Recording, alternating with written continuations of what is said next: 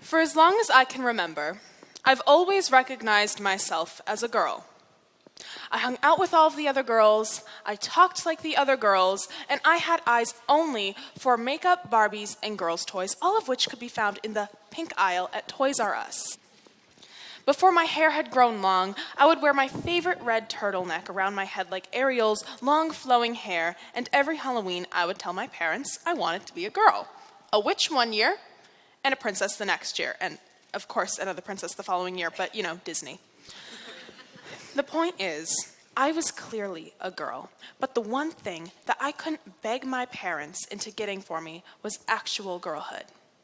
Now, if you haven't figured it out already, I am transgender, but don't worry, I'm not here to raid your bathrooms and take your women. I'm here to tell you what it's like to be trans, what it's like to struggle every day with acceptance from yourself and those around you. And of course, that inevitable question of which bathroom do we put this kid in?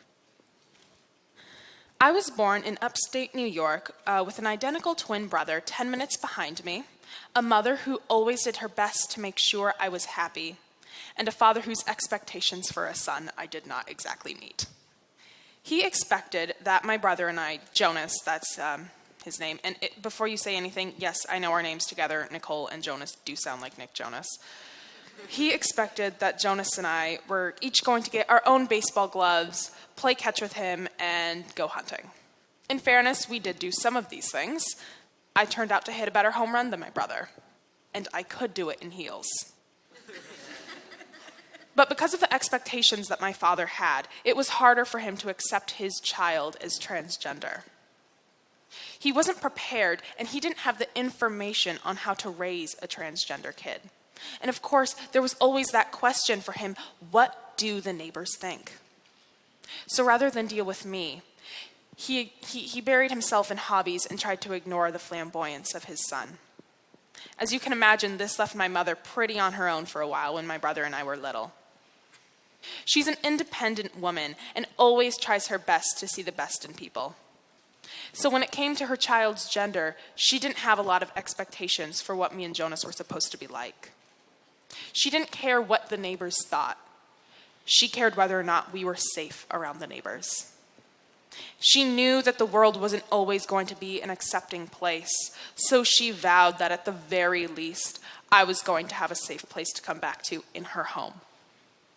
The only problem with that, though, was that my dad, at home, didn't get it. So she started trying to educate him. She left some literature lying around for him, but when he didn't show much interest, she did what any other sensible spouse would do. She left the book in the bathroom. And lo and behold, when he had run out of other stuff to read in there, there was the book, She's Not There, by Jennifer Boylan.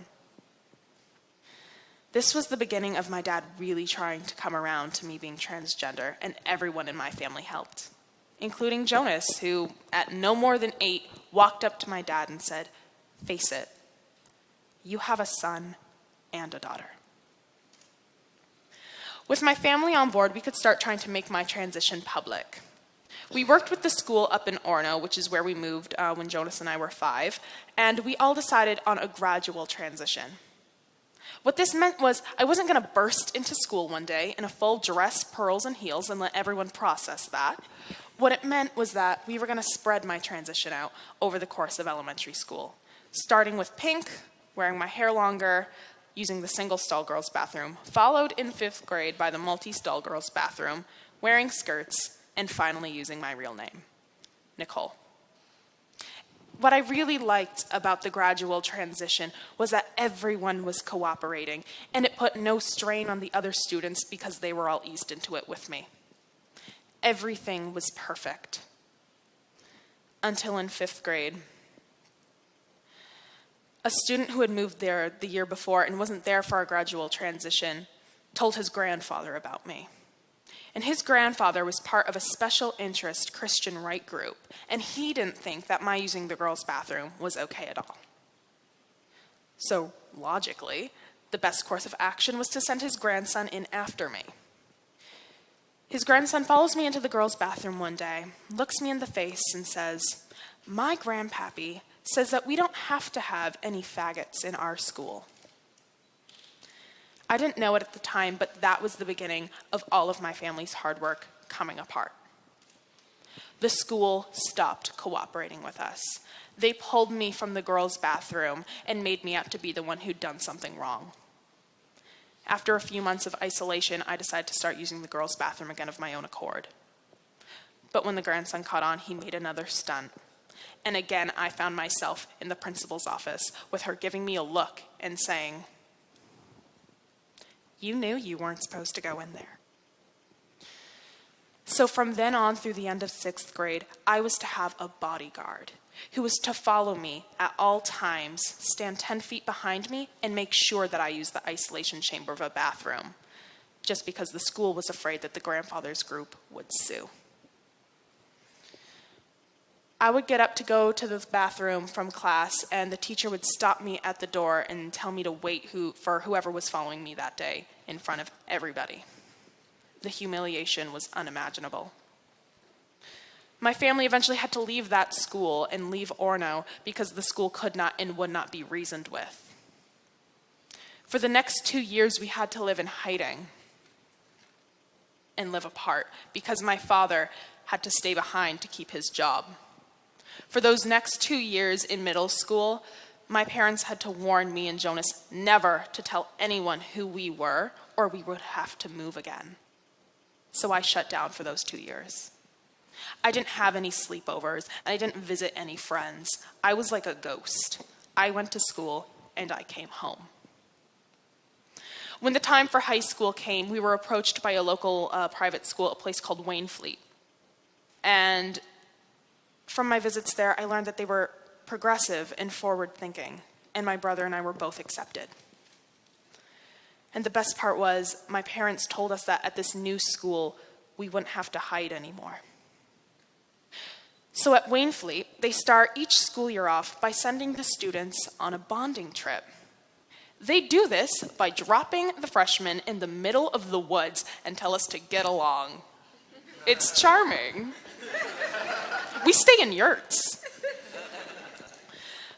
But during this trip, I noticed something I was struggling with. I didn't know how to tell these kids who I was.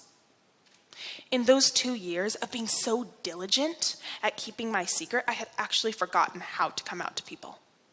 It had been so easy when I was younger. I would just walk up to somebody and say, "My name's Wyatt. I'm a boy who wants to be a girl. What's your name?" But now it was a mystery to me. So I spent that entire trip sitting on my secret. And I just remember how uncomfortable I was when I watched all of my new classmates get in their swimsuits and go down to the lake together. On the bus ride home, I sat next to a girl named Leah, who I'd grown particularly close to. And about halfway through the ride, she told me that she had a secret. She told me that she was pansexual. Imagine my relief. So, this was my chance, and I latched onto this kid. I'm serious. I grabbed her, and I held her. And I came out to her on that bus for the first time in 2 years. And she actually told me that it was cool. She asked me a couple of questions, and what she really did was give me a place to talk about myself that I hadn't had in years. And she gave me the confidence to keep coming out to other kids at Waynfleet as the weeks went on. And every response that I got was very yes and. The fact that I was transgender was not big news to these kids. And they made me feel like it was the most normal thing in the world. Because it is. Another strange thing happened while I was at Waynfleet. Somewhere during my 4 years there, and I don't know when, I came to be okay with being trans. I could accept myself and my body. I came to feel normal, and I didn't even realize it. I was able to reach a point where, I wasn't exactly comfortable with what I had down there, but it wasn't the biggest travesty anymore. And it was people like Leah who gave me the space to do so. Acceptance at home is fundamental, yes, but frankly, it's just not enough. Trans youth, like most young people, spend the majority of their time in school.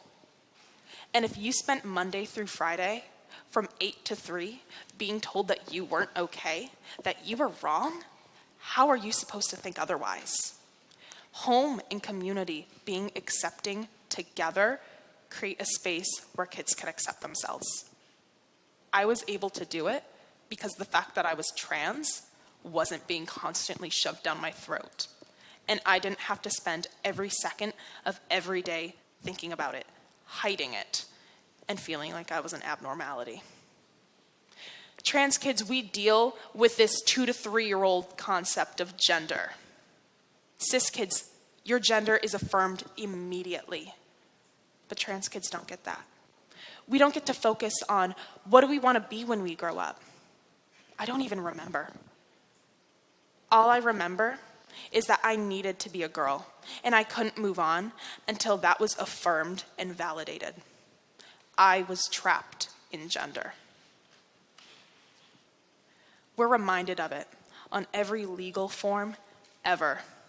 Passports, licenses, taxes, applications, even bathrooms are separated, male and female. Now, there's a lot of important messages that I could highlight for you all. And trust me, I could go on forever about every little thing that needs to be done in the fight for trans equality, but I'll spare you. What I want you all to leave here today knowing is that you can be Leah.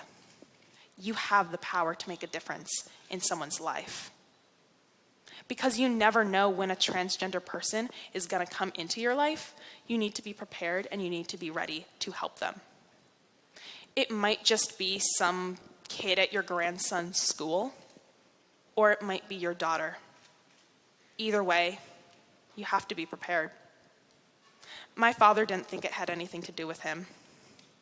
Guess what? It did. If you are on this earth, you are part of the trans story.